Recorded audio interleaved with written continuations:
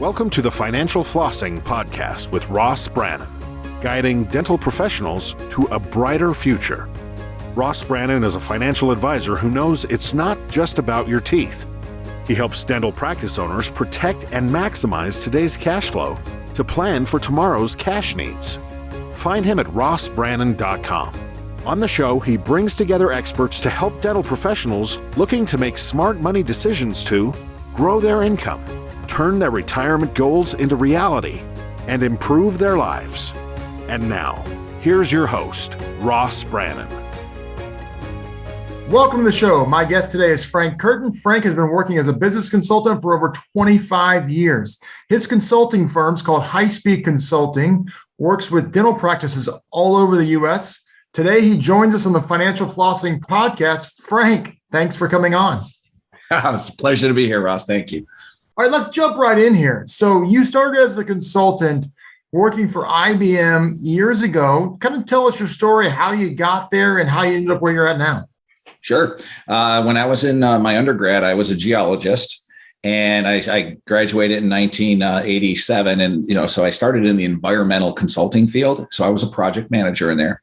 And I quickly learned that at being a geologist in an engineering world, I had cap. There was only so far you're going to go as a geologist with engineers around. They all have PE certifications. Sure, I had a PG. That didn't mean anything in the world, though. A professional geologist certification meant nothing to anybody. It certainly didn't translate into my bank account. Let's put it that way. Right. So I identified a need that I really ought to go back to my roots. I'm very good with numbers. I'm very good analytically. And I thought, you know what? I need to go back and get an MBA. So I went to Harvard, and I got a graduate certificate in administration and management. Thought that might have been enough to catalyst me, just having the Harvard name behind you. A lot of times that opens doors.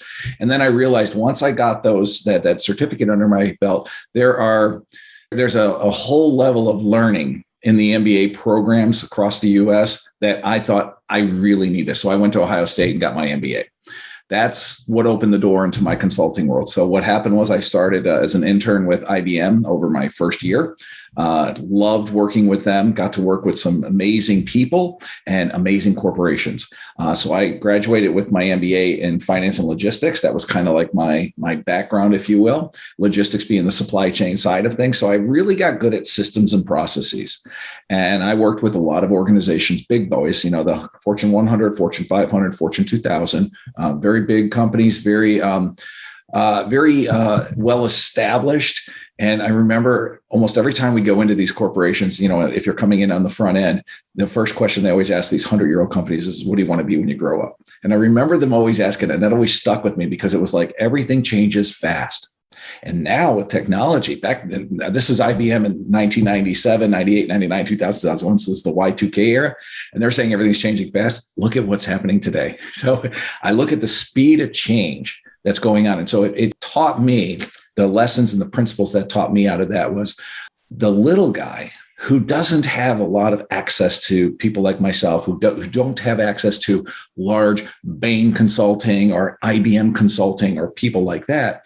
They're out there trying to make their way and become the next success story, if you will, and do that. And nobody's out looking for them, or nobody's out, looking for their interests and helping them out. And a lot of times they don't even know they need the help that they need. They're not aware of it. And so I identified with that. So by hooking up with different industry groups, I was able to work as a direct referral source from a lot of these guys who were especially in the dental space. So started out with a lot of real estate companies in 2010, 11, started doing that. I was an EOS implementer for quite some time. And then I had to sort of part ways with what EOS was doing only because I realized in the dental space, when I really started honing in, there was a bigger need in the dental space for a lot more leadership and management training and a lot of communication training, things that would help these people see and identify what's possible for them. Because a lot of them, if you ask them, you want to lead, you want to manage? A lot of them said, no, I'm not a good manager. I'm not a good leader. And they leave it at that. Like they have this belief system. They're not that. And it's like anybody can be anything because everybody is trainable. So you're obviously not a dentist. Do you think your position as an outsider to the dental industry gives you a unique insight? Where it really kicks in and helps is that I've seen a lot of industries. So I've literally seen a lot of different organizations in various aspects, from real estate to gyms to other types of businesses, and then of course the big boys as well. And I've noticed the things they do well and the things that they struggle with. What I've noticed from coming with the perspective I have is, just like the dentist, where the doctor that started it most likely is a very skilled technician, very skilled at what they do. And they felt that they can do something better, faster, cheaper, whatever. They can do something in a bigger way for themselves by owning a practice, right? There was something out there that either they get to control, they have a say in how things are going, they get to establish the core values and the culture that they want to have. They get to treat people the way they want things done and not under the guise of the thumb of somebody else. So that's their world. Well, that's true of all small business. And so they're not alone. And a lot of times they think they're on this island and like, well, we're dentists, it's different for us. It's like, no, it's not. It's the same for you as it is for the plumber, as it is for the HVAC system. Like all of these small business owners who are technicians of trade, who started their own business, have the same headaches and problems. Y'all got people, right? Starts with that. Well, so we talked, you and I have talked before about this, and let's just use a non-dental example. So my plumber, and I've got 5 kids, so we have our sink was just clogged today, and we had to have the plumber on. He's a one-man crew. He has an employee or two, but they never stick around because he has pretty high standards. But he's not the plumbing company that has 100 employees, because he realizes that works for him. But but he's not independently wealthy, like the guy who owns the plumbing company likely is. And so as you and I talked, we both have many clients, or have talked to many people in the dental world, who they basically own a job. They might make, a good income, but they own a job, versus the guys or gals who are business owners, but happen to be a dentist. And they tend to have 7-figure incomes. And so speak to that a little bit about what you've seen and the challenges and growth that they have to make that jump. Absolutely. Well, the first thing we'll always point to in his reference, and it was a great book, is Kiyosaki's The Cash Flow Quadrant. And a lot of people have seen it. Some haven't. Amazingly, a lot of people still haven't done that. They haven't read Rich Dad, Poor Dad or anything like that. But the cash flow quadrant, when it talks about the 4 quadrant, starts out with, as you know, there's the wage earner. All right. Somebody starts, they work for somebody, they get a W-2. They might even get a 1099, but they're still a wage earner. Right. Then we move down into the business owner. This is somebody that owns their own business, but the business owns them. The self-employed. They only make money when they're working. If they take time off, the money stops flowing. That's typically what somebody who owns a job, right? That's what that looks like. And then we move up into the 3rd quadrant, and that's a business owner. But there's 2 phases of business ownership. One is where you have a lot of people working for you, but you still do everything. You're the butcher, the baker, and the candlestick maker. Everybody looks to you. That's not a CEO business owner. That's still, you own a business with a lot of people, and usually you can feel the headaches involved with a lot of that, because you get a lot of people relying on you to be the director, to be the buck stops here individual. Then you see the morph and the migration into what we like to call the CEO. So some of these people, like you're talking about, these business owners who they make 7 figures, they really do quite well, and they sleep at night. They don't have to have restless nights because they have a team of people doing the things that they were once doing, and they've been empowered to do it properly. Like I have one client, he sees patients 2 days a week, and he makes well into the 7 figures. Absolutely. Well into 7 figures. And all it is a progression, right? It's if the business demand is there, either you're going to fill it or you're going to get people to fill it.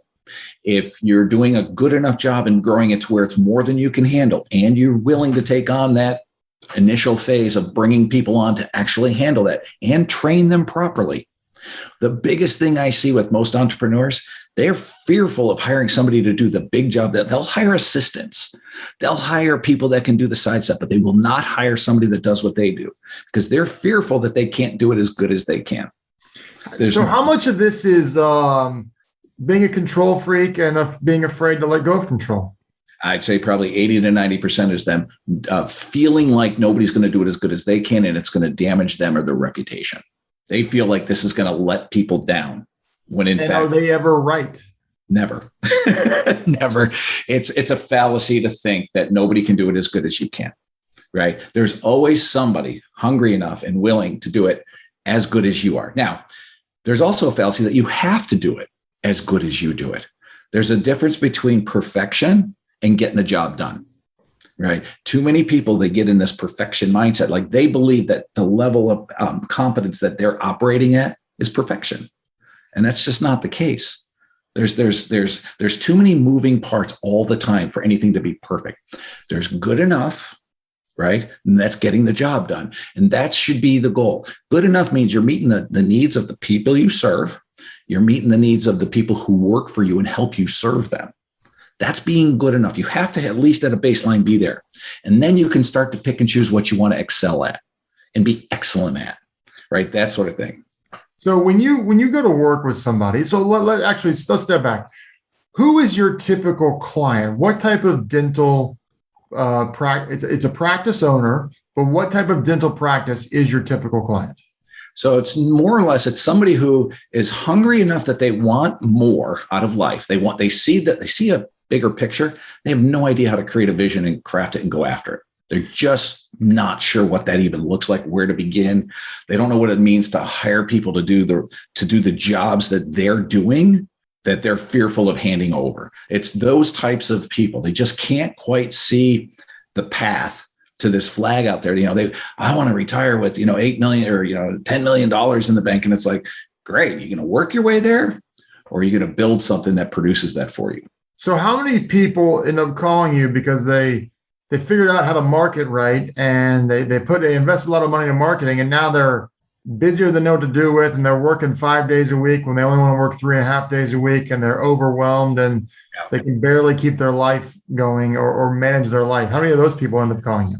A lot of people do that. And what they end up doing is, this is somebody who's hungry enough to go after it. They're willing to take the risk, and they do it, and they hire people to come in. And then all of a sudden they'll lose an associate.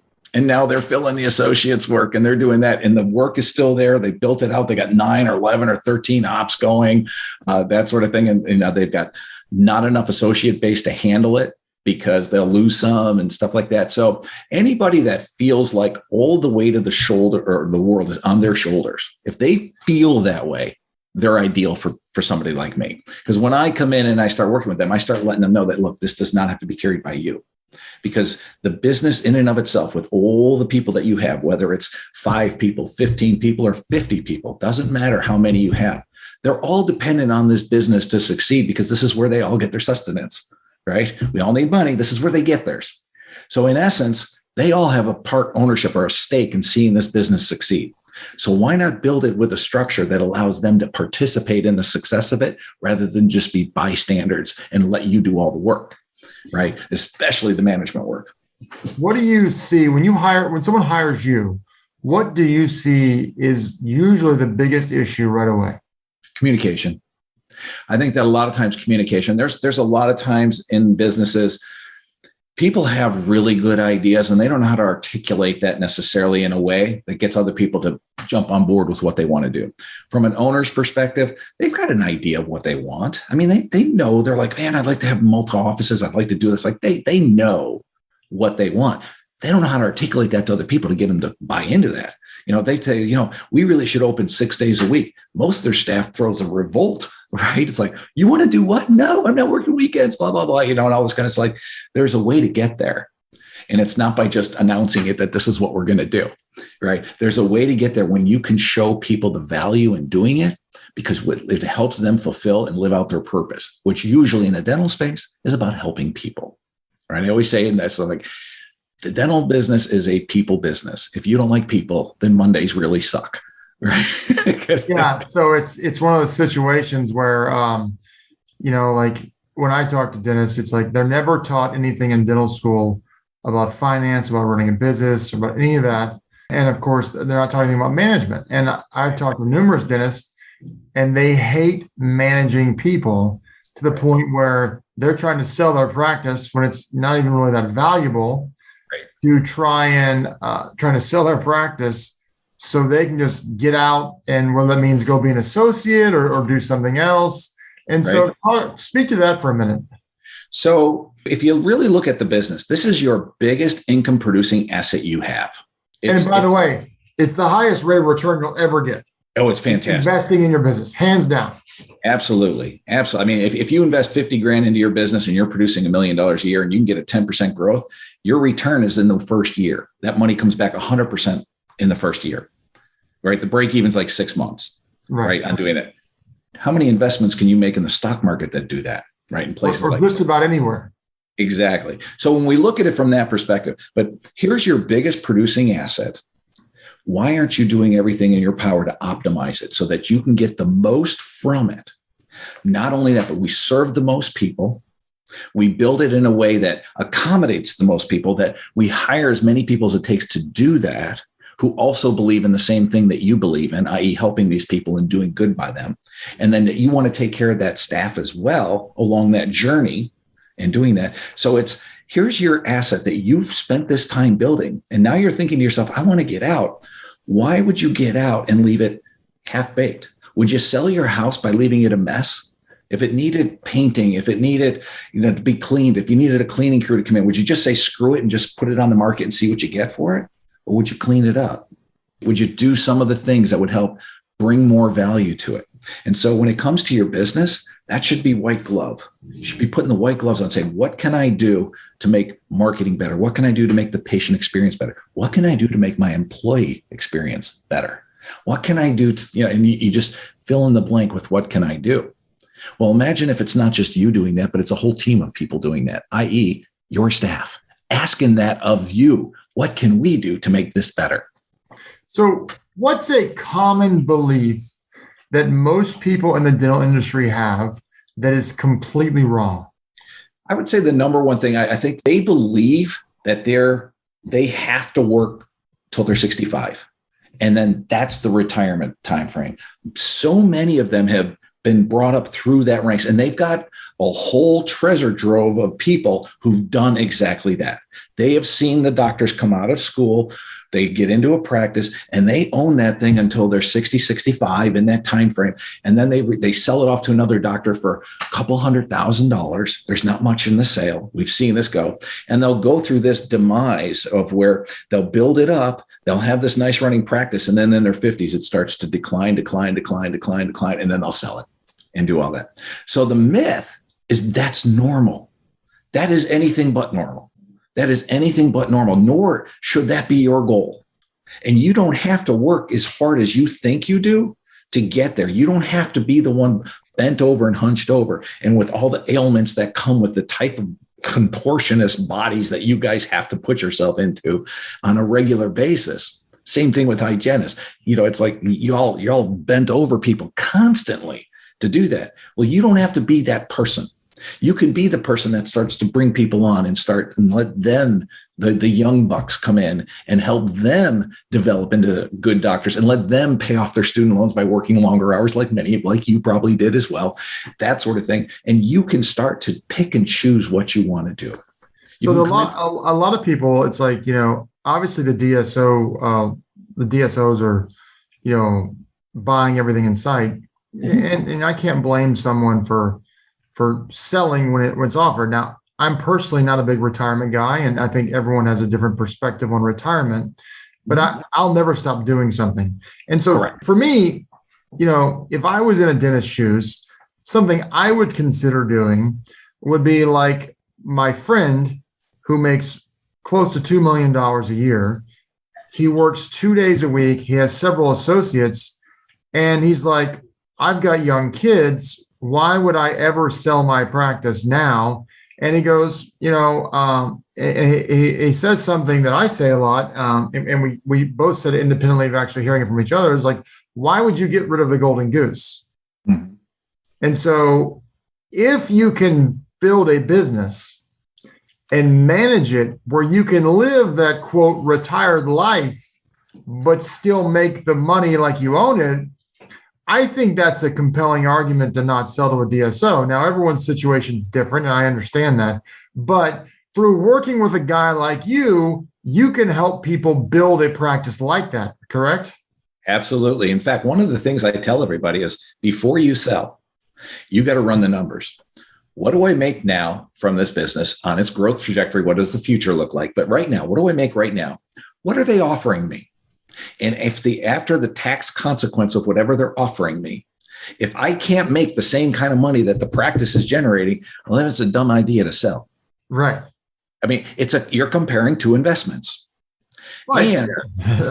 And the control. Here's you in charge of a practice that you know the business well. Here's you taking your money and going to invest in other things, this big lump sum, into things that you don't know well. If something goes awry over here, and that's where all your future is, and you don't know what to do, it's going to cost you a lot of money to try to salvage it.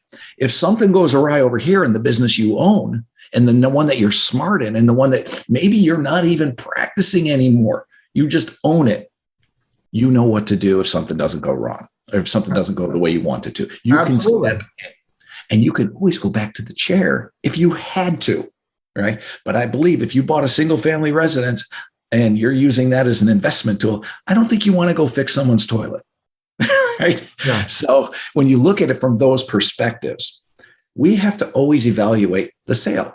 And there's never a time when you're building a business that you should not build it to sell it. But you don't always have to sell it. You build it like it is, and it will run with or without you. If you've got the kind of business where you can go take a 3 or 4 week Mediterranean cruise, come back and there's more money in the bank than when you left, you've built it right.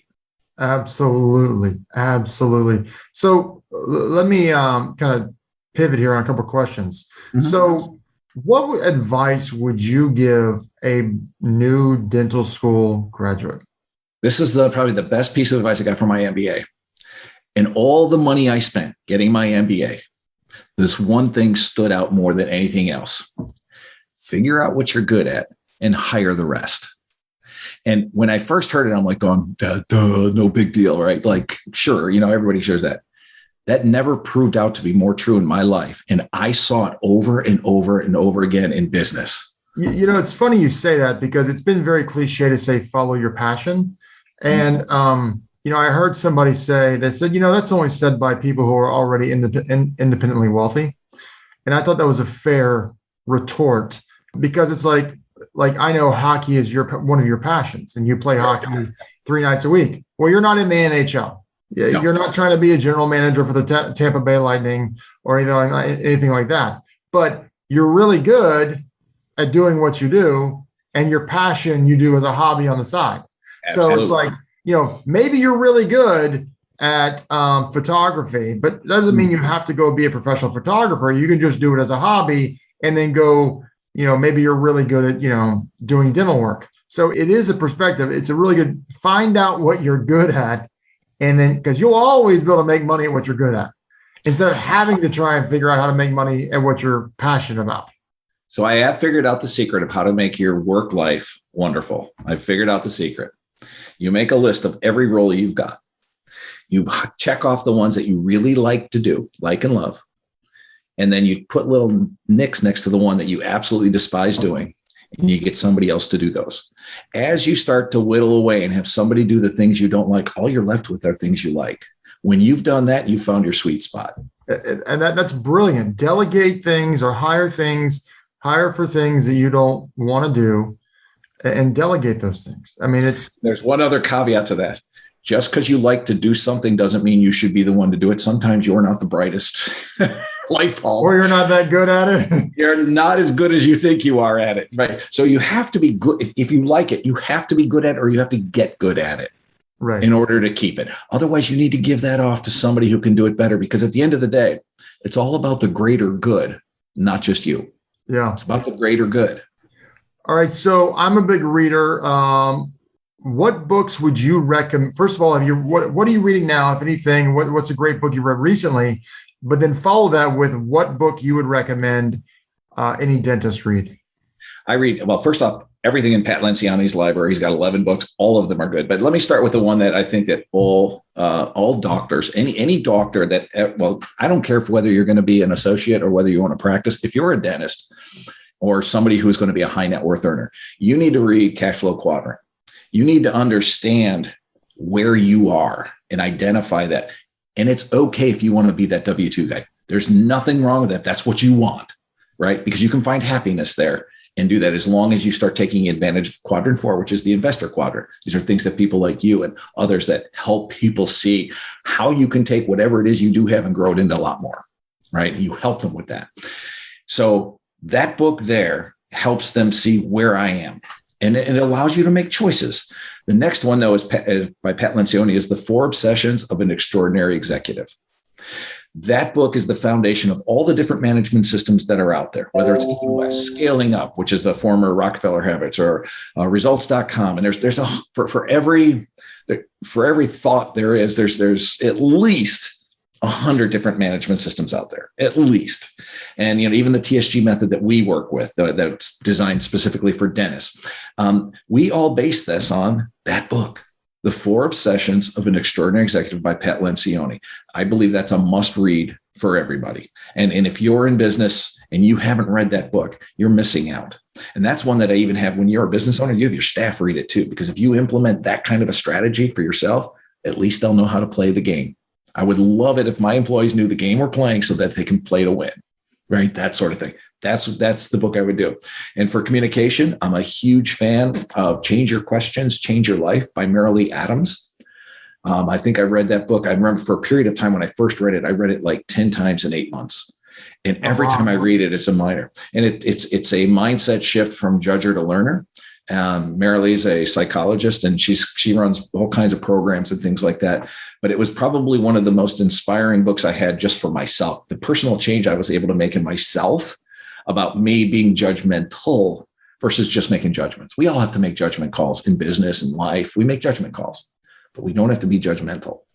We can be in learner mode, which is seeking the outcome you want.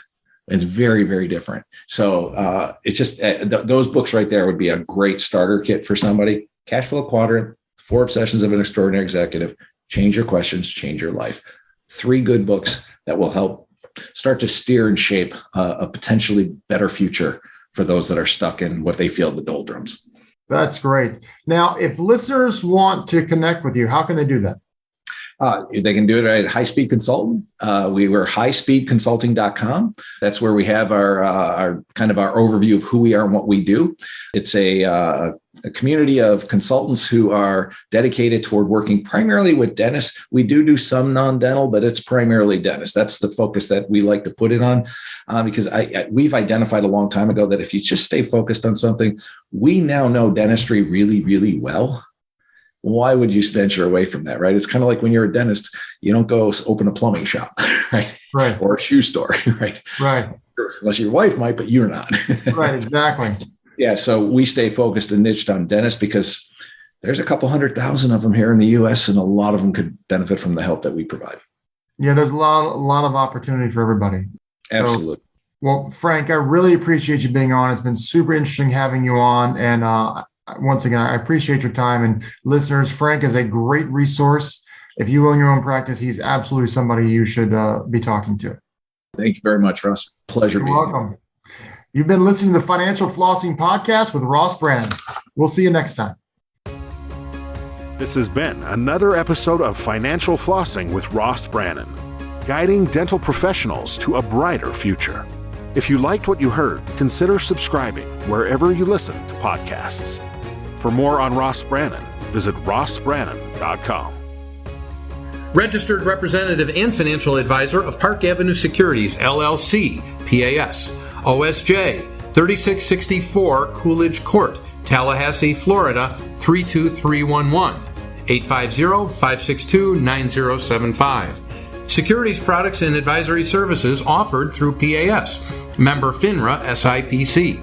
Financial representative of the Guardian Life Insurance Company of America, Guardian, New York, New York. PAS is a wholly owned subsidiary of Guardian. North Florida Financial is not an affiliate or subsidiary of PAS or Guardian. California Insurance License Number 0L10073. Arkansas Insurance License Number 161-39032. 2021 119535. Expires 423. That last part can also say 2021 119535. Expiration April 2023.